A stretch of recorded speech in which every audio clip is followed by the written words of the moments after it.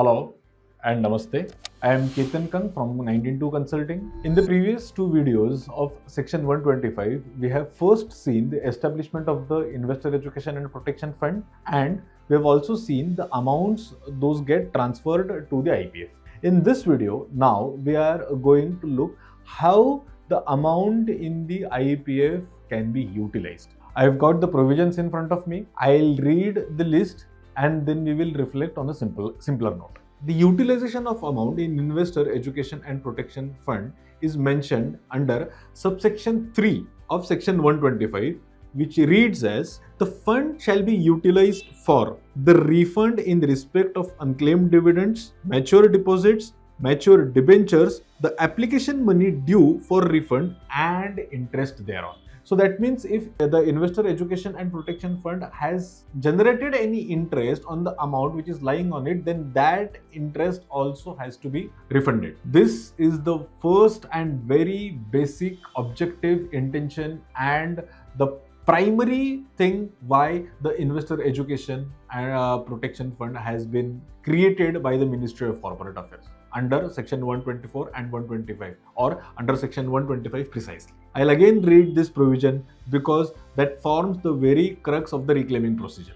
The Investors Education and Protection Fund shall be utilized for the refund in respect of unclaimed dividends, mature deposits, mature debentures, the application money due for refund and interest thereon. So this is the primary utilization of the fund. Second, the promotion of investors' education, awareness and protection.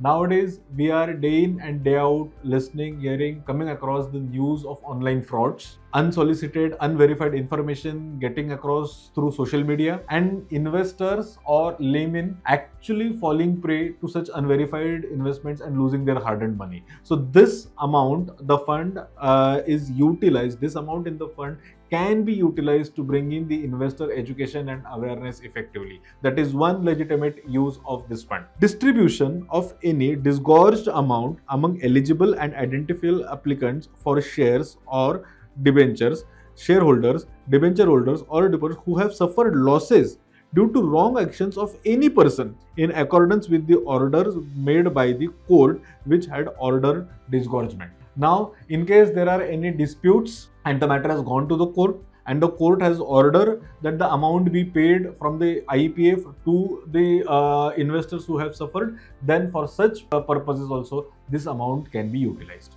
Reimbursement of legal expenses incurred in pursuing class action suits under section 37 and 245 by members, debenture holders or depositors as may be sanctioned by the tribunal. This subclause is not actually relevant to the reclaiming procedures, so I will not dive deeper into this, but this is one of the utilization of the IPF fund. Any other purpose incidental thereto.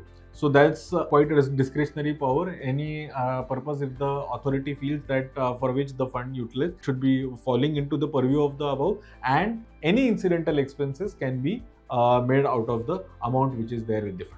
Now, this provision does not end over here. It further states, provided that the person whose amounts referred to in clause A to D of subsection 2 of section 205C transferred to IPF after expiry of the period of 7 years as per the provisions of Companies Act 1956 shall be entitled to get refund out of the fund in respect of such claims in accordance with rules made under this section.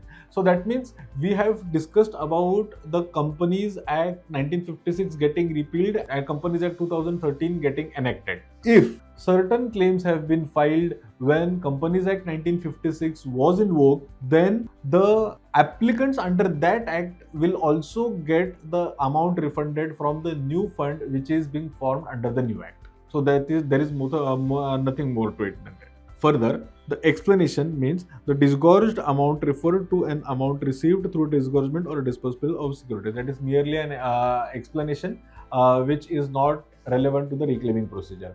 So the point or the crux of this video is that the amount of IPF should be utilized for refunding the shares or for refunding the dividend amount or returning the shares to the respective shareholders' saving and demat account. This was regarding the utilization of the amount in the IPF. Should you have any query relating to IPF, to reclaiming of the investments, to dematerialization of shares, or any investment related query, you may feel free to reach out to us. We can be reached by writing an email on info@192.in, or you can simply mark your comment in the comment section of this video and we will get back to you. Till the time, this is Ketan signing off. Thank you so much.